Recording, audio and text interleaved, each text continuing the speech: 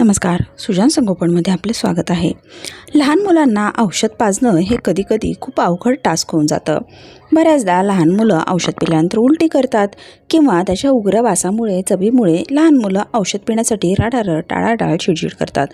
अशावेळी लहान मुलांना औषध पाजण्यासाठी काही खास आणि माझ्या अनुभवातील टिप्स आपण पाहणार आहोत.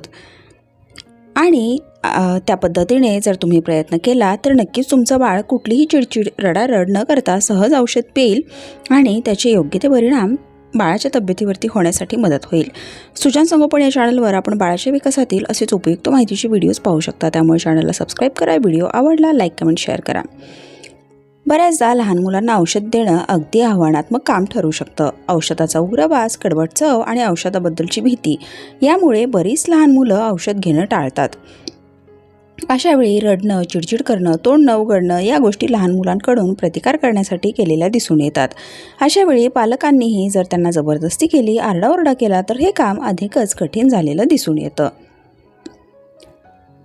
पालकांनी काळजीपोटी औषध द्यायला हवं याचा विचार करून जर जबरदस्ती केली, नाक दाबून औषध पाजण्याचा प्रयत्न केला, तोंडातून जबरदस्तीने औषध टाकण्याचा प्रयत्न केला तर औषधामुळे बाळाला जोराचा ठसका येणं, औषध नाकात जाणं, उलटी होणं, जबरदस्तीने पाजलं तर गुदमरणं असे त्रास होण्याची शक्यता असते.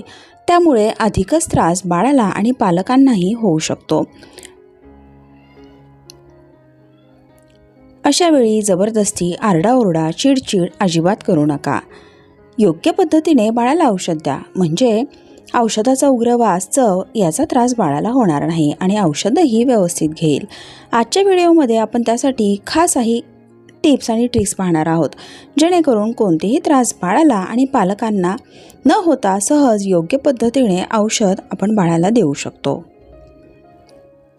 लहान बाळाला जर औषध पिणं आवडत नसेल तर बाटलीचं टोपण किंवा चमचा याच्याऐवजी मेडिसिन ड्रॉपर किंवा सिरिंजचा वापर करा, म्हणजे औषधाचं अचूक प्रमाण होतं आणि औषध न सांडता देणंही सोपं जातं.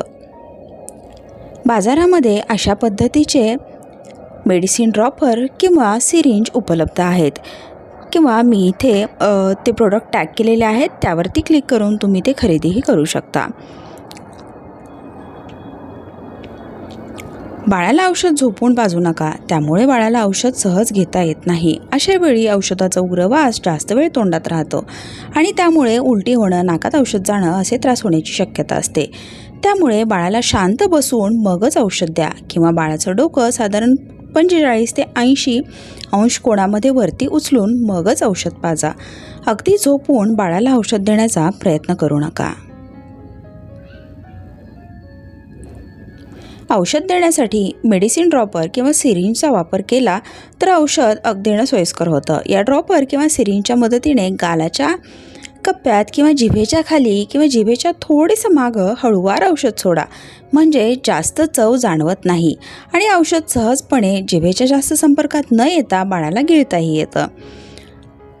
त्यामुळे जबरदस्तीने अगदी तोंड उघडून नाक दाबून तोंडामध्ये औषध टाकण्याऐवजी अशा पद्धतीने देऊ शकता. बाळ रडत असेल तर बाळाला शांत करून औषध द्या. रडताना औषध दिलं तर औषधामुळे ठसका येतो, नाकात औषध जातं, गुदमरणं, उलटी होणं असे त्रास होऊ शकतात. त्यामुळे औषधाची चव जास्त कडू असेल तर डॉक्टरांच्या सल्ल्याने फ्रूट ज्यूस, कोमट पाणी किंवा आईच्या दुधात औषध मिसळून देता येतं, जेणेकरून त्याची तीव्रता, उग्रता आणि वास कमी होण्यासाठी मदत होईल.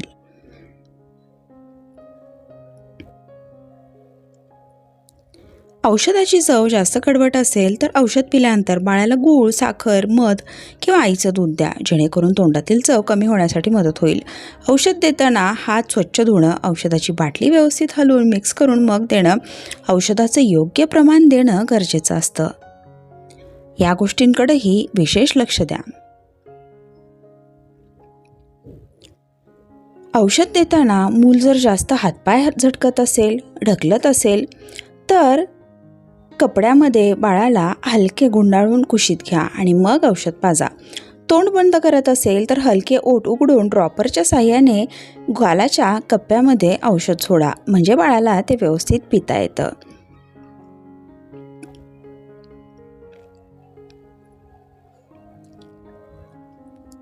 ज्या मुलांना थोडीशी समज आहे त्या मुलांना समजून सांगा की तुझा त्रास कमी करायचा असेल तर औषध घेणं गरजेचं आहे. बाळाला कुशीत घेऊन समजवा, रागवू ओरडू अजिबात नका, कोणतीही भीतीही दाखवू नका. औषधाचा उग्र वास आणि चव कमी करण्यासाठी मी तुला मदत करेल. आपण अशा पद्धतीने औषध घेऊया म्हणजे तुला त्याचा त्रासही होणार नाही. मी तुला औषध व्यवस्थित पिण्यासाठी मदत करेल हा विश्वास द्या, म्हणजे मूल शांत होईल आणि औषध पिण्यासाठी तयार होईल, तुम्हाला थोडंफार कोऑपरेटही करेल. त्यामुळे रागवणं, आरडाओरडा करणं, मारणं किंवा भीती दाखवणं या प्रकाराऐवजी ही पद्धत बाळाला औषध देण्यासाठी अवलंबणं कधीही सोयीस्कर आहे. औषध पिल्यानंतर बाळाला शाबासकी द्या, प्रेमाचा पापा द्या. तू मदत केलीस तर औषधही व्यवस्थित पिता आलं, त्यामुळे आपला त्रास आता लवकर कमी होईल, असं कौतुक मुलांचं करायलाच हवं. म्हणजे पुढच्या वेळी लहान मूल औषध पिण्यासाठी सहज तयार होईल. औषध पिण्याची भीती त्याच्या मनातून हळूहळू कमी होईल. औषध पिल्यानंतर चव जाण्यासाठी आपण त्याला साखर, मध, गूळ देऊ शकता.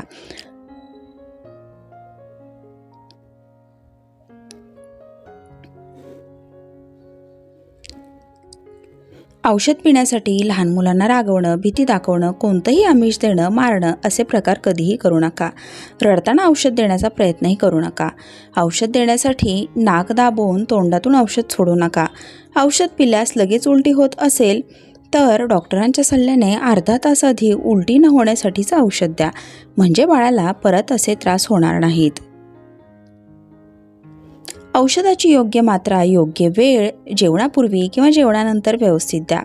लहान मुलांना औषध किंवा गोळी द्यायची असेल तर पाण्यात किंवा आईच्या दुधात विरघळून मगच द्या, म्हणजे चोकिंगसारखे त्रास होणार नाहीत. औषधाच्या बाटल्या साठवून ठेवताना तापमान, तारीख याचाही विचार करा. एकदा फोडलेली बाटली परत वापरणे योग्य आहे की नाही हे देखील तपासा. या सगळ्या गोष्टींसाठी डॉक्टरांचा सल्ला घेणं गरजेचं आहे. त्यासोबतच औषध देताना ते योग्य प्रमाणात आणि व्यवस्थित मिक्स करून मगच देणं गरजेचं आहे. औषध पिल्यानंतर जर लगेच उलटी झाली तर डॉक्टरांच्या सल्ल्याने परत औषध द्या, अन्यथा औषध देण्याची आवश्यकता नाही. औषध पिल्यानंतर जर अर्ध्या तासानंतर उलटी झाली तर औषध व्यवस्थित पोटामध्ये गेलेलं असतं आणि परत लगेच औषध देण्याची आवश्यकता भासत नाही. औषध देण्यापूर्वी नेहमी एक्सपायरी डेट तपासा. औषधाची चव, रंग, वास जर बदलला असेल तर असं औषध लहान मुलांना देऊ नका. आशा आहे आजच्या व्हिडिओमधील माहिती आपल्याला नक्कीच मदत करणारी ठरली असेल. सुजान संगोपन या चॅनलवर आपण बाळाच्या विकासातील असेच उपयुक्त माहितीचे व्हिडिओज पाहू शकता. त्यामुळे चॅनलला एकदा नक्की भेट द्या. हे व्हिडिओ जर तुम्हाला आवडले तर व्हिडिओला लाईक करा, कमेंट करा, शेअर करा आणि चॅनललाही नक्की सबस्क्राईब करा. परत भेटूया अशाच नवीन आणि उपयुक्त माहितीसह. आजचा व्हिडिओ पाहिल्याबद्दल खूप खूप धन्यवाद.